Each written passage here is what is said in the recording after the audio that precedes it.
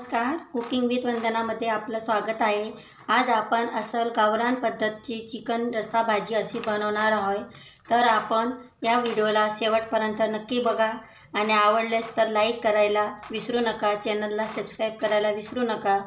तर चला आता आपण कृतीकडे वळूया। आपण चिकन सूप तयार करण्यासाठी कुकरमध्ये तेल घालायचे आहे आणि त्यानंतर तेल व्यवस्थित गरम झालं की त्यात आपण असं जिरं घालायचे आहे। व्यवस्थित तडतडलं की त्यानंतर याप्रमाणे आपण त्याच्यामध्ये कांदा बारीक चिरून घालायचा आहे। कांदे आपण जास्ती लाल होऊ द्यायचे नाही, त्यांना याप्रमाणे थोडेसे नॉर्मल झाले की नंतर आपण त्याच्यामध्ये थोडीशी अशी हळद घालूया। त्यानंतर त्याच्यामध्ये आपण व्यवस्थित 2-3 पाण्याने धुतलेलं चिकन घालायचे आहे आणि त्यानंतर त्यांना आपण एक शिट्टी घेणार आहोत। त्याच्यामध्ये थोडं मीठ घालूया। मीठ आता आपण थोडं कमी घालायचं आहे। त्यानंतर मी याच्यामध्ये 2 ग्लास असं पाणी घालणार आहे आणि एक शिट्टी घ्यायची आहे। आपली कुकरची शिट्टी झालेली आहे आणि आपण ग्रेव्हीसाठी आता मसाला तयार करणार आहोत। मसाला तयार करण्यासाठी याप्रमाणे गॅसवरती कढाई ठेवून आपण सुकं खोबरं भाजून घेणार आहोत। त्याच्यात आपल्याला तेल वगैरे काही टाकायची आवश्यकता नाही, ते असेच आपण भाजून घ्यायचे आहे। बघा, याप्रमाणे त्याला हलवत आपण थोडंसं लालसर होईपर्यंत खोबरं व्यवस्थित भाजायचं आहे आणि ते असं थोडंसं लालसर दिसायला लागलं की त्याला आपण पटकन काढून घ्यायचं, नाहीतर खोबरं जळू शकतं। तीच कढईमध्ये आपण याप्रमाणे आलं आणि लसूणचे काही पाकळ्या भाजून घेणार आहोत, त्यांना सुद्धा आपण थोडंसं याप्रमाणेच भाजून घ्यायचे आहे। तर आपण कढईमध्ये असं थोडंसं तेल घालून त्याच्यामध्ये कांदा घालणार आहोत। जो कांदा आपल्याला पूर्णपणे लाल होईपर्यंत भाजायचा आहे। तर याप्रमाणे त्यांना आपण बारीक काप कट करायचे आहे, जे करून ते व्यवस्थित भाजले जातील। बघा, आपण इथपर्यंत कांदे काळे करायचे आहेत, जे करून आपली भाजी खूपच चविष्ट होणार आहे। याप्रमाणे कांदे काळे करून जो मसाला तयार केला जातो त्याला आमच्या भागात काळा मसाल्याची भाजी असं सुद्धा म्हणतात। या मसाल्याचा वापर करून तुम्ही भरपूर भाज्या बनवू शकता, जसं आपण मटकीची भाजीसुद्धा याच्याने बनवू शकतो। याच्याने आपण मठाची डाळ किंवा आपण जे काळे चणे असतात त्याचीसुद्धा भाजी या मसाल्याने बनवू शकतो। ह्याप्रमाणे कांदे काळपट होईपर्यंत आपल्याला फ्राय करायचे आहेत। आता आपले कांदे व्यवस्थित झालेले आहेत, आपण त्यांना एक प्लेटमध्ये काढून घेणार आहोत। हे बघा, आता एक शिट्टीनंतर आपलं चिकनचं सूप तयार झालेलं आहे। याप्रमाणे हे सूप आपण लहान मुलांना पिण्यासाठी सुद्धा देऊ शकतो आणि आपलं चिकन 50% असं शिजलेलं आहे। तर आता आपण भाजीसाठी मसाला तयार करून घेऊ। आपले जे कांदे वगैरे भाजलेले होते ते आता गार झालेले आहेत आणि आपण त्यांना मिक्सरमध्ये काढून घेणार आहोत। मसाला तयार करण्यासाठी आपण सर्वात आधी जे खोबरं भाजलेलं होतं ते मिक्सरमध्ये फिरवायचे आहे। खोबरं सर्वात आधी फिरवायचं, जे करून ते एकदम बारीक होऊन जातं। आपण जर सर्व मसाला एकासोबत ग्राइंड केला तर मसालामध्ये खोबरं एकदम जास्ती बारीक होत नाही।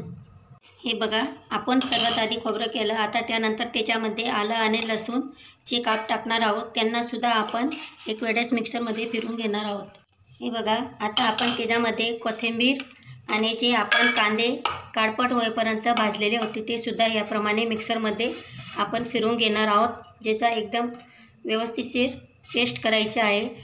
तुम्हाला हवं असलं तर पेस्ट करताना त्याच्यात थोडं पाणीसुद्धा घालायचं। हे बघा, याप्रमाणे आपली पेस्ट तयार होत आहे। आता आपण त्याच्यामध्ये जे लागणारे मसाले आहेत ते सुद्धा आताच घालणार आहोत। तर त्यासाठी मी याच्यामध्ये 2 चमचे तिखट आणि 1 चमची असं धना पावडर आणि 1 चम्मच असं गरम मसाला, हा गरम मसाला मी घरी तयार केलेला आहे, पण तुम्ही तुमच्या घरात जो मसाला असला तो घालू शकता आणि त्यालासुद्धा आपण व्यवस्थित पेस्टमध्ये मिक्स करणार आहोत। आता आपण त्याच्यामध्ये थोडंसं असं बेसन पीठसुद्धा घालणार आहोत। बेसन पीठ घातल्याने आपली जी ग्रेव्ही ती थोडी घटसर होते, त्यासाठी आपण बेसन पीठ टाकणार आहोत आणि थोडंसं असं आपण त्याच्यात पाणी टाकून आता याची पेस्ट तयार करून घेऊ। हे बघा, आपला मसाला आता एकदम व्यवस्थित तयार झालेला आहे। आता आपण त्याला एक प्लेटमध्ये काढून घेऊ आणि आपली भाजी बनवायला तयारी करूया। ज्या कढईत आपण खोबरं वगैरे भाजलेलं होतं त्याच कढईमध्ये मी परत तेल घालत आहे आणि ते तेल व्यवस्थितशीर गरम झालं की त्यानंतर आपण त्याच्यात आपली भाजी तयार करणार आहोत. आपलं तेल गरम झालेले आहे. त्यामध्ये आधी आपण असं तेजपत्ता टाकणार आहोत. तेजपत्ताला व्यवस्थितशीर लाल होऊ द्यायचं, जे करून त्याचा जो सुवास असतो, त्याचा जो अरोमा असतो त्या तेलामध्ये सुटत असतो. त्यामध्ये आपण जो मसाला तयार केलेला आहे तो अलगद हाताने हळूहळू सोडायचा, नाहीतर तेलाचे शितडे आपल्या अंगावर येऊ शकतात. बघा, याप्रमाणे आपण तेलामध्ये हा मसाल्याला व्यवस्थितशीर फ्राय करायचा आहे. या भाजीत सगळ्यात इम्पॉर्टंट म्हणजे आपल्याला या मसाल्याला व्यवस्थितशीर तेल सुटेपर्यंत फ्राय करत राहायचं आहे. पाणी घालायची घाई करायची नाही. त्याला हळूहळू असा थोडा गॅस कमी करून त्याला मसाल्याला व्यवस्थितशीर फ्राय करायचं आहे. मसाला फ्राय करताना जर तुम्हाला वाटत असलं की मसाला आपला खाली कढईला चिटकत आहे, तर आपण जे सूपचं पाणी तयार केलेलं आहे त्या सूपच्या पाणीमधनं आपण थोडं थोडं याच्यात पाणी घालू शकतो. हे बघा, आपला मसाला व्यवस्थितशीर भाजला गेलेला आहे. आता त्याच्या कडाने आपल्याला हे तेलसुद्धा सुटू लागलेलं आहे. आपण त्यामध्ये आता जे आपण कुकरमध्ये भाजी शिजवलेली आहे ती घालणार आहोत. तर ह्याप्रमाणे ती पूर्ण भाजी आपण ह्या कढईत टाकलेली आहे. आता तुम्ही व्हिडिओला स्किप करून जाऊ नका. अजून व्हिडिओमध्ये पुढे आहे ते तुम्ही नक्की बघा. आपण याच्यामध्ये आपल्याला हवं आहे तितकं पाणी घालायचं आहे. जर पाणी जास्ती होतं आणि आपली भाजी जर जास्ती पातळ दिसू लागते, यासाठी एक महत्त्वाची टीप आहे. तर बघा, आपण त्यासाठी जी ही पापडी असते, जी आपल्याला हॉटेलवरती मिळते, पापडी असो किंवा सेव, बारीक सेव असली तरीही चालणार आहे. तर आपण तिला ह्याप्रमाणे एका मिक्सरच्या भांड्यामध्ये घालून तिचं बारीक असं पावडर तयार करायचं आहे. याप्रमाणे आपण पापडीचं पीठ पावडर तयार केलेलं आहे आणि त्याला याचप्रमाणे आपण भाजीत घालणार आहोत, जे करून आपली भाजी घट्ट होईल, पण त्यासोबत भाजीला एक वेगळी चव निर्माण होईल, जी खायला खूपच भारी लागणार आहे. तर तुम्ही याप्रमाणे नक्की करून बघा. शेवटी आपण त्याच्यामध्ये याप्रमाणे कोथिंबीर घालून भाजीला 10-15 मिनटं बिलकुल गॅसची आच कमी करून त्याच्यावर राहू द्यायची आहे.